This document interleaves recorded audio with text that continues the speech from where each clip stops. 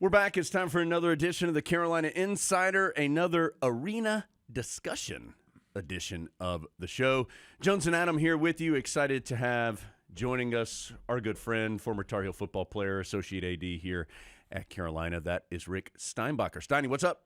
Not much, Jones. Great to be here with you and Adam in Pod World headquarters, as always. Yeah, you know it. Glad to have Rick here with us. Adam, episode 2 of the show, and we're diving into some numbers today. We're trying to figure out some details, some process, some what's happened so far, what's going to happen going forward. Rick has been involved in this for a significant length of time, which he's going to tell us about. Rick, tell us where we are and how we got here. Sure. Adam, we're a couple years into really studying what's best for the future of the Smith Center. I think we developed a really good kind of charge or mission statement. Let's do what's best for Carolina basketball while maximizing what it provides to the Carolina Athletics Department and the university community. So I think we've got a really clear North Star. We've got 6 kind of priorities and objectives that will tell us if we delivered on that or not. Those are probably the 2 easy parts. From there, we've identified what are the options that still make sense today. And now we're really just trying to provide the best possible information to ultimately make a great decision. One of the highlights of my life was playing a football game at West Point, and they've got a cadet prayer up there. And part of that prayer is make us choose the hard right decision, not the easy wrong decision. A lot of decisions in life, it's pretty easy to know what's right or wrong. This one's a lot harder. There's just so many factors at play. But it's really been enjoyable to work with so many people and so many experts for so long to try to make sure the university makes the right decision here.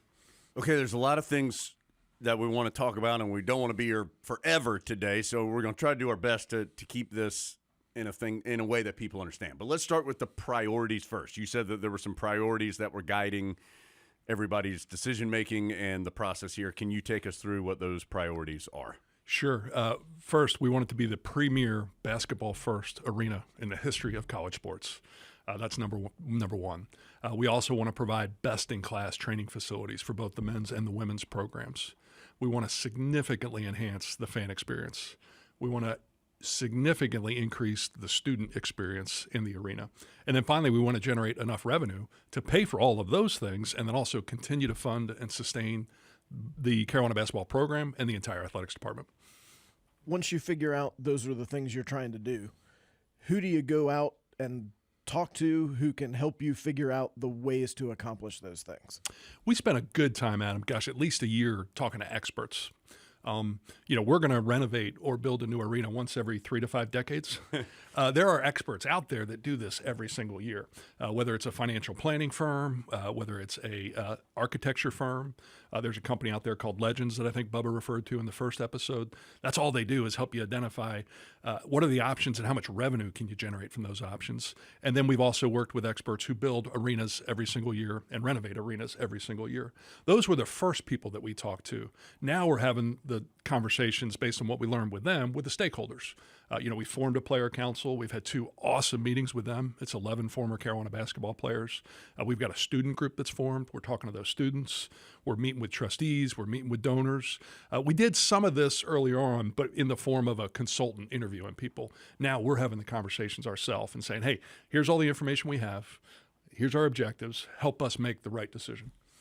I don't know if surprised is the right term, Rick, but so we talked a little bit a week or so ago about some of this process, and you laid out, Rick, it had to be 10 different companies or experts or people in this space, and I know you just mentioned some of them, but this was all the way down to ingress, egress specialists, to concession people. This has been a very detailed and a lot of different people that you guys have spoken to.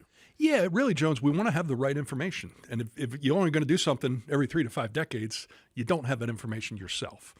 So we're working with really 4 primary firms that, again, are going to do 3, 4, 5 new builds and renovation projects a year. And then we've got about 5 or 6 other consultants that really kind of have a niche in one area or the other, like ingress and egress. So really just getting all those teams working together, making sure they understand what our charge is, making sure they understand what our goals are, and then bringing all their expertise and getting it all to fit together. That's why it's been so much fun to do this. And how long has that been going on? And do you feel like there is a need to to study this anymore? I mean, I feel like just from what I've seen, it feels like you guys have a ton of information. There is something known as paralysis by analysis. We did work really hard for about 2 years. And then for a number of reasons, we kind of paused for a year. So I think right now, to me, we're at those finishing stages. I believe we've got all the information we need. We got to get it in front of the right people. We need to hear what the right people think about the information that we need. And then ultimately, we're going to have to make that hard, right decision. That's where I think we are. You have all this data that can easily be written on a sheet of paper and it's quantifiable, and this equals this and this equals that. How do you combine that and sort of sift through it with some things that are intangible that matter to people and stuff like this, that feelings and nostalgia and emotion and things like that? How do you combine those things to produce a result?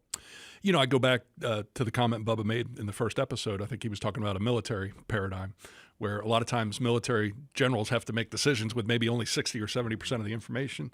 I think the benefit is we're not at war. I think we've got 90% of the information. Right now, I think it's just really just hearing everybody's opinions on that information that we have and then making that good, right decision at the end.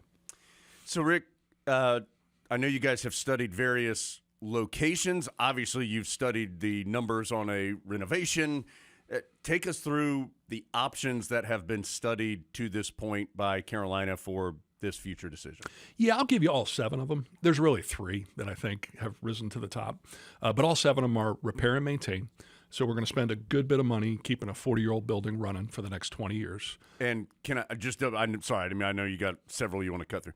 And that, the repair and maintain is just what it sounds like, right? There's no major changes like that a fan would necessarily see, feel, etc. Correct. No significant amenity. I mean, new elevators, some ADA code upgrades. There's some things that you might see, but you're not going to significantly feel it. So repair and maintain is about $150 million.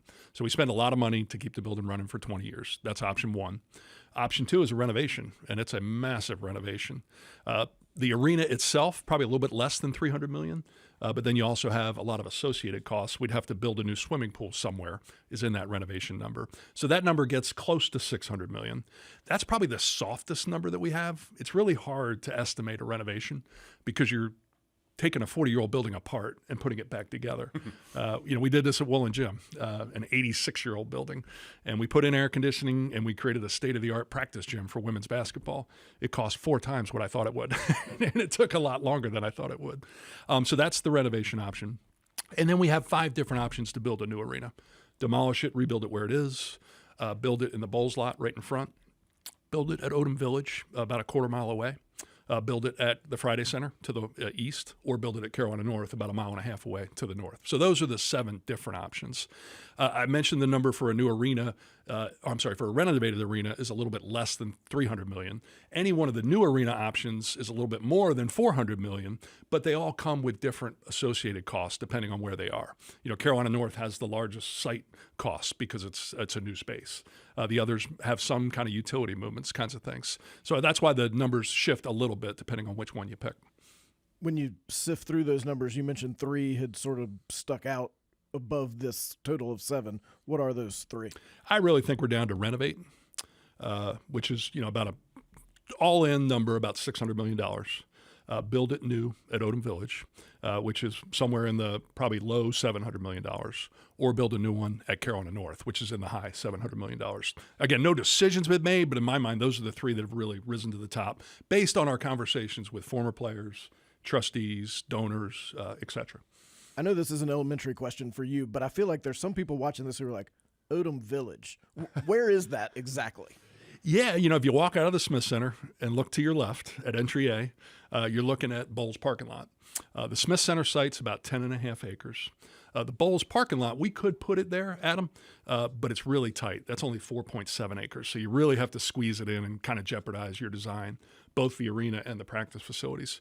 If you go about a quarter mile from the Smith Center to the west, you're in Odom Village.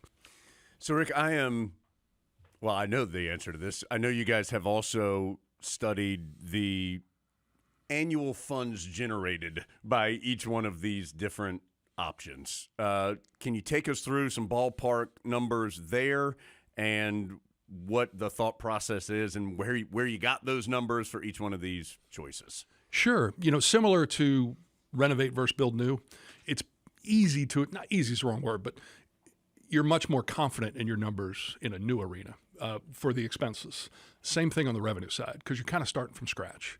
The revenue numbers for Renovate, we have those as well. Those are built on a lot more assumptions that are harder to predict, if that makes sense. But really, where the revenue numbers come from is a modern seating model. So in all the options we've looked at, Renovate or Build New, not every seat. I mean, obviously, there's going to be student seats that are free. But most seats, you'll have to give a capital gift up front, which buys you the rights to those seats for 10 years.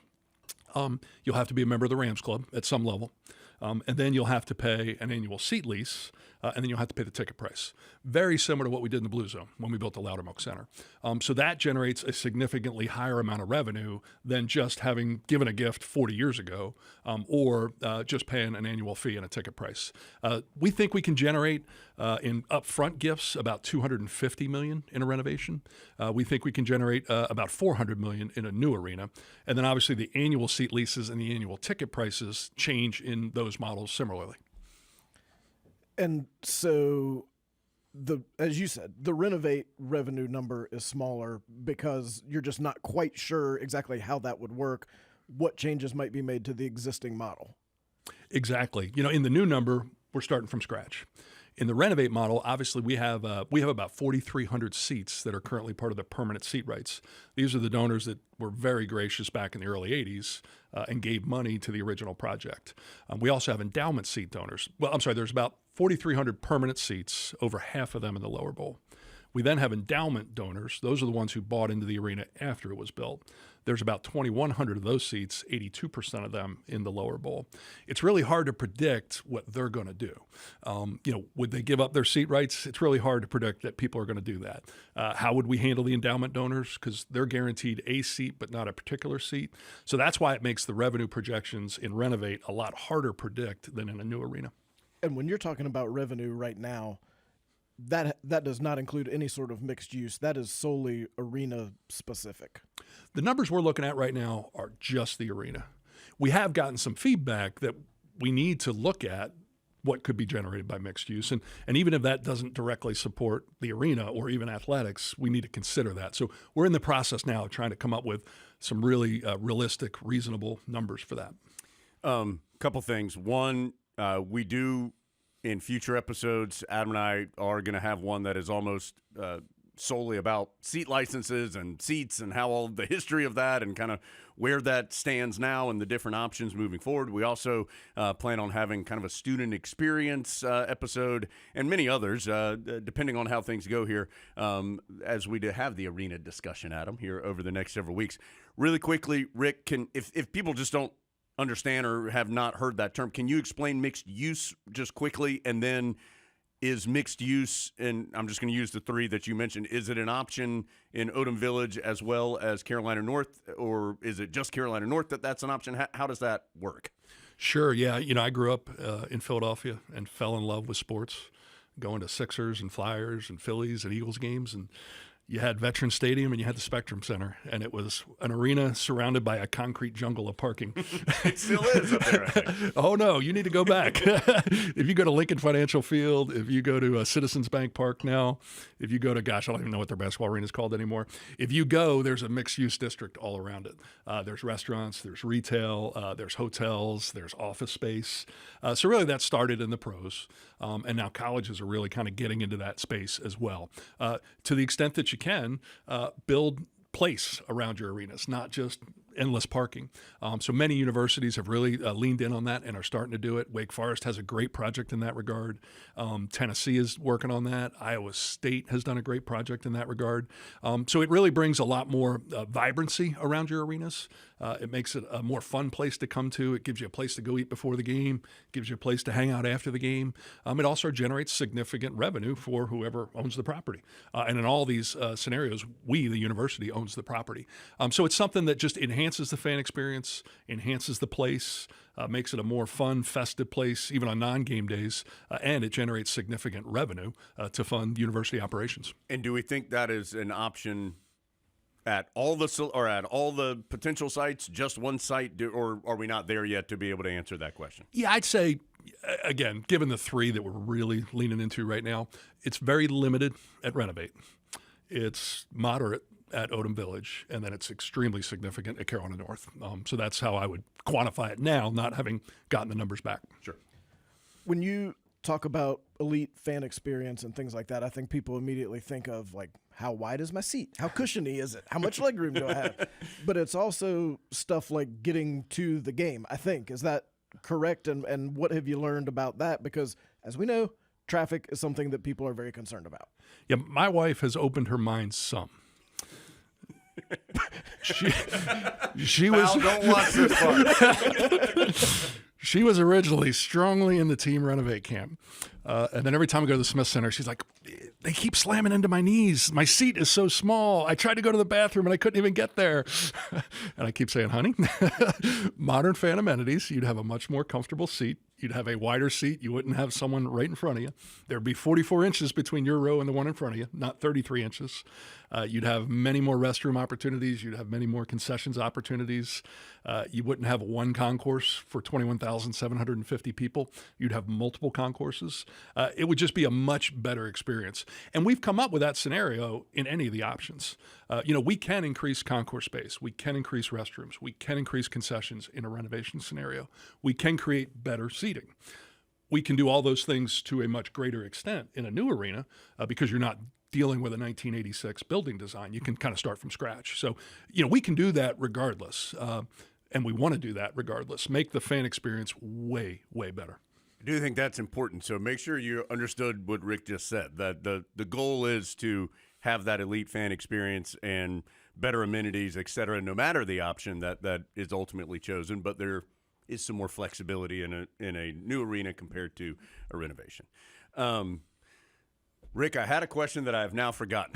Adam, do you have one? So I know everyone can cite their specific examples of, well, this school did this renovation or this school built this new arena. I'm guessing you've talked to all of those. As you've talked to all of them, what points have they raised that maybe you wouldn't learn without actually going through the process that you've incorporated into the way you've thought about this? Yeah, we've talked to Kentucky, we've talked to Kansas. Obviously, they've done renovations. Very different scenarios than ours. I mean, it's helpful and it's informative, but there's only one Carolina. There's only one set of facts and set of things that we're trying to solve for. We've talked to the Moody Center in Austin, Texas. That's probably the best example of a new collegiate arena. So we've talked to a lot of them. It's helpful and it's informative. But nobody is Carolina basketball. Nobody is the University of North Carolina. So it's helpful to do those things, but it doesn't necessarily make the decision obvious. Rick, in the renovation option, could Carolina still play in the building? Have you guys discussed this? Has it been talked about? Are there options there? We could, but it'd be really painful. The challenge with the current Smith Center is that it's 21,750 seats in a 40-year-old arena that has one concourse. Other places have renovated without losing any games, but they already had premium seating. They already had multiple concourses. They already had a modern loading dock. And I'm thinking of Lenovo Center in Raleigh. I'm thinking of Spectrum Center in Charlotte. I'm thinking of Madison Square Garden. I mean, they renovate all the time. But they already have that kind of modern multiple concourses and lots of restrooms and lots of concessions. To really renovate and keep playing with the building as it is structured, it'd be pretty painful. We'd have to operate with limited seating, limited restrooms, limited concessions. There'd be a significant revenue cost to that. The other real challenge with that is you're spending a lot of money on temporary stuff. If you remember when we built the Blue Zone, I mean, we had temporary locker rooms, we had a temporary weight room, we had a temporary scoreboard. There'd be a lot of that. So you're spending a lot of money on things that ultimately aren't going to be in the finished product. Is there a number of seats that we should be picturing in our mind in any of these scenarios? Are we at that point? We're at 21,750 today. Right. We averaged just a hair under 20,000 per game, best in the country the last couple of years. To get an ideal arena in a renovation or a new one, we need more square footage per person. That's how you have more concourses. That's how you have more restrooms. So we are looking at a seating reduction somewhere in the mid 16,000s to the mid 17,000s. I think is where we're thinking. Haven't made that decision yet. It's going to get smaller. It's just how much. I mean, we want to have as many opportunities for students and fans to be in the arena. We also want to deliver an awesome elite experience. Yeah, that's what I was going to ask is how do you arrive at that number? Like everyone knows you need 100,000 seats for the Duke game. Mm-hmm. You don't need as many to play Radford on a Tuesday or whatever. but you also need that room that you're talking about. So how do you figure out what that right number is in this specific case? We've really studied hard, and Clint Waltney in our ticket office, they've done an awesome job looking over the last 5 years. And we've got every ticket type. How many were comp tickets, how many were student tickets, how many were fan tickets, how many were scanned. We're looking really closely at how many were sold for that game, what did we call the attendance, and then how many were actually scanned. We're really leaning in on those numbers to make that right decision. Again, I think it'll be somewhere between 16.5 and 17.5, somewhere in that range. We're going to make that decision based on the data and all the factors that you said. Rick, what's next here? Kind of what are the next steps from your perspective? What are the next steps that you think need to happen as we go down this path? We've really been, as I said, I think we've got enough data to be 95% confident. We're really just scrubbing that data and just making sure we fully understand it. You mentioned earlier ingress, egress. We've studied all the options. Of the three that we're really still looking at, the worst is the current site. There's a lot of analysis that goes into this. There's a company called Kimley Horn who did the analysis for us, and then we shared it with the North Carolina Department of Transportation, and they really validated it and endorsed it. But they look at every site, how many people are walking, how many people are driving, how many people are taking a bus, where are the parking spaces for that site. So it's a lot of data, but they get it down to one number. Mm-hmm. The one number is if Seth Trimble hits a shot to beat Duke with 0.4 seconds left and everybody's still in their seats, how long is it going to take to get everybody out? Well, the worst is the current site, and it's because there's so many vehicular and pedestrian conflicts. So that one's the most challenging. It's got a 54-minute egress time.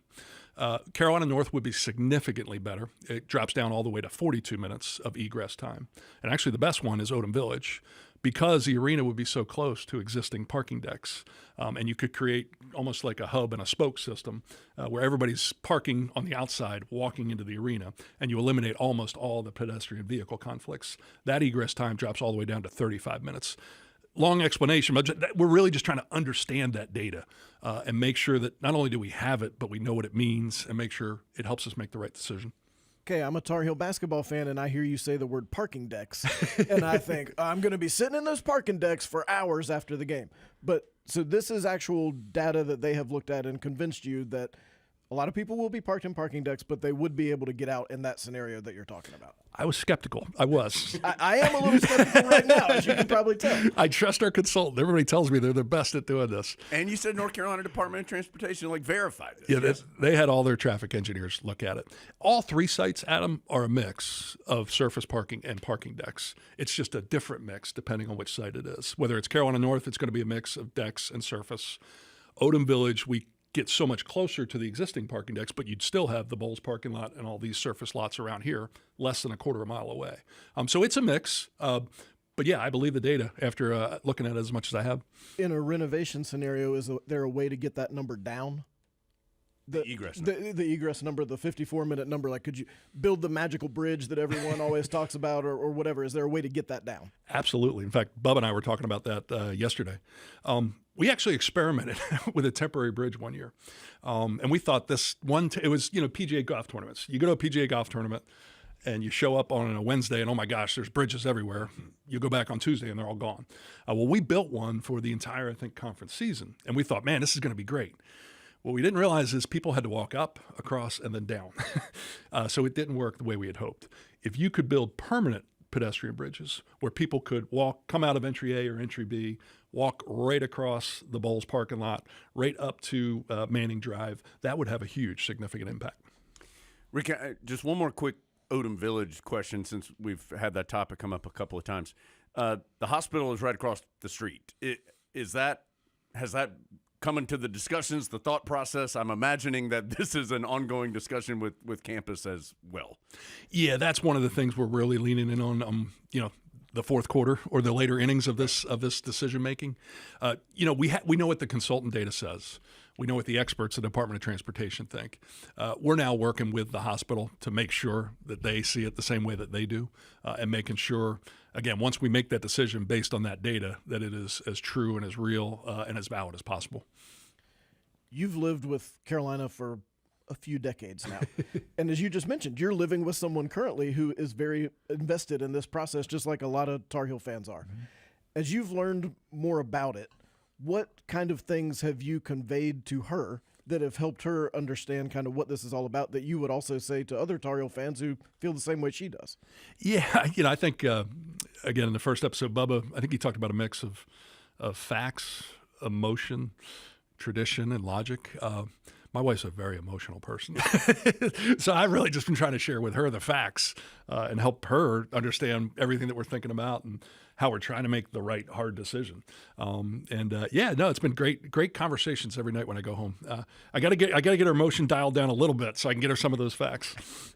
All right, as you can tell, this is a nuanced decision, a nuanced discussion. There's a lot of information that is being processed from a lot of different angles to try and figure this out. Adam, this is not an easy answer on this one. No, as I think you've learned. Is there anything that you think is kind of out there and is being accepted as a fact that when you see it, you think, oh, that is not correct. I wish I could tell everyone. Is there anything that falls in that category? Oh, yeah. I won't call anybody out, but somebody posted something that Bubba said in the first episode, and Bubba didn't say anything anywhere near that. There's been a lot of that. So really, that's what we're doing now. We're just trying to socialize the information. I mean, I've been studying it at least half of my time for 3 years now, and I'm still learning. So to think that we can share this information with former players, coaches, fans, trustees, donors, and them understand it right away. I mean, it's taken me 3 years to understand it the way I do. I think we just got to do a good job of being patient and do a really good job of educating people on what the ultimate charge is, what the priorities are, and what we are doing to make sure we can make the best possible decision to deliver on those priorities and that ultimate charge. I think the one thing that is, no matter your emotions or your feelings on this, everybody wants best for Carolina basketball, what's best for Carolina basketball fans, and what is the most beneficial for everybody moving forward. So these discussions will continue, and that information will continue to be analyzed as we move forward. Rick, thank you so much for joining us. Very informative. Thank you for being here. Always great to see you. Oh, you too, guys. Appreciate everything both Jones and Adam do for Carolina. All right. That's Rick Steinbacher. Jones, Adam, thanks for being here. It is the latest edition of the Carolina Insider.